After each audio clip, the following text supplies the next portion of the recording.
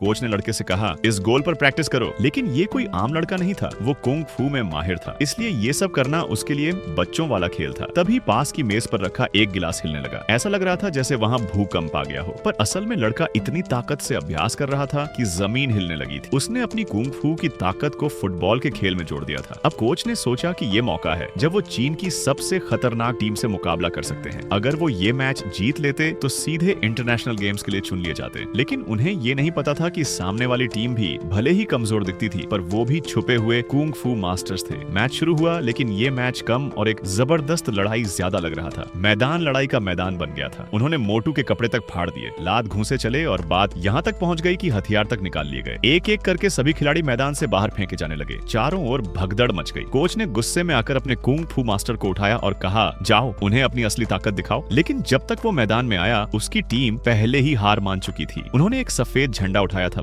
लेकिन वो असल में विरोधी टीम के खिलाड़ी का अंडरवियर था। फिर तो अपमान की सारी हदें पार हो गईं। उन्हें वही अंडरवियर सिर पर पहनने को मजबूर कर दिया गया। पूरी टीम शर्म से रोने लगी। तभी कुंग फू मास्टर ने अपनी आंखें बंद की और महसूस किया कि उसकी टीम की असली ताकत वापस आ रही है। सभी खिलाड़ी एक एक करके कुंग फू की मुद्रा में खड़े हो गए। अब मैच फिर से शुरू हुआ, लेकिन ये अब कोई साधारण खेल नहीं था। हर खिलाड़ी ने अपना पूरा हुनर दिखाना शुरू कर दिया। विरोधी टीम ने भी हथियार निकाले, लेकिन इस बार उनके हथियार खुद ही टूटने लगे। असल बात ये थी कि हमारी टीम भी कुंग फू मास्टर्स थे, लेकिन अपमान की वजह से जो गुस्सा अंदर दबा था अब बाहर आ गया था। सबने जबरदस्त दांव पेंच दिखाए, पर फिर भी एक भी गोल नहीं कर सके। अब खेल में एक नया मोड़ आया। विरोधी टीम इतनी डर गई कि मैदान छोड़कर भाग गई। फिर आया फाइनल मैच का दिन। सामने सुनहरी ट्रॉफी चमक रही थी। जैसे ही खेल शुरू हुआ, सभी ने पूरी ताकत लगा दी। लड़के ने जोर से किक मारी, लेकिन गोलकीपर ने उसे एक हाथ से पकड़ लिया। उसने गेंद वापस लड़के की तरफ फेंकी और कहा, थोड़ा और जोर से मारो। लड़के ने इस बार और भी जोर से किक मारी। गोलकीपर हंसकर बोला, क्या बस इतना ही? अब लड़के ने पूरी ताकत से किक मारी। किक इतनी जबरदस्त थी कि जमीन तक फट गई, लेकिन गोलकीपर ने उसे ऐसे पकड़ लिया जैसे कोई गुब्बारा हो। इस कुंग फू मास्टर की किक इतनी खतरनाक थी कि उससे पहाड़ तक टूट सकते थे, लेकिन उस टीम को कोई फर्क ही नहीं पड़ा। उनकी किक भी उतनी ही जोरदार थी। एक किक तो इतनी तेज थी कि उनके अपने गोलकीपर को ही चोट लग गई, लेकिन उसने हार नहीं मानी। फिर से खड़ा हुआ और मुकाबला किया। फिर विरोधी टीम ने अपना सबसे जबरदस्त वार किया।